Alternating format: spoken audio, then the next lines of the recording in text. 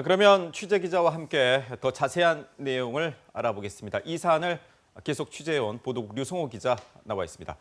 자, 류 기자, 내년으로 예정된 광주 민간공항 이전을 앞두고 광주시 시민권익위원회가 여론조사를 했단 말이에요.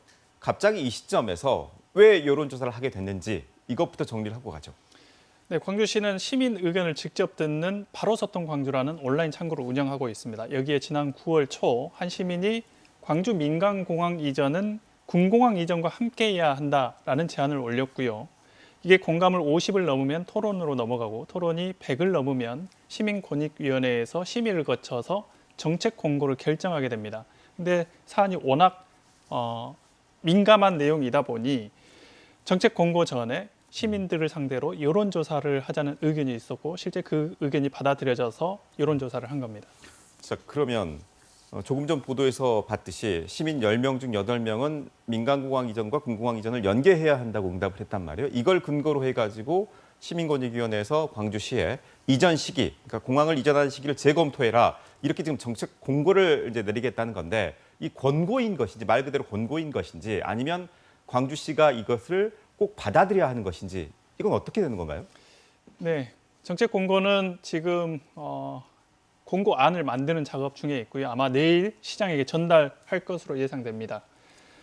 정책 공고를 꼭 받아야 할 필요성은 받아야 할 의무는 없고요. 법적 근거가 없습니다. 하지만 아까 말씀드린 대로 바로소통 광주라는 운영 계획 내용에 보면 정책 공고를 받으면 한 달 내에 관련 부서가 실행 계획을 보고하도록 되어 있습니다. 광주시는 아마 이것을 근거로 해서 정책 공고를 받아들일 가능성이 크지 않을까 이런 생각이 들고요.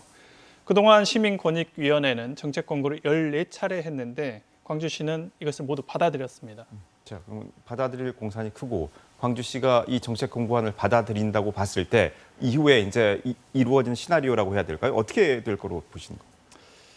네, 광주시는 2년 전 전남도와 민간공항을 내년 말까지 무항공항으로 이전하겠다는 협약을 맺었습니다. 근데 소음 문제가 심각한 군공항 문제는 지금 한 발짝도 나가고 있지 못하고 있잖아요.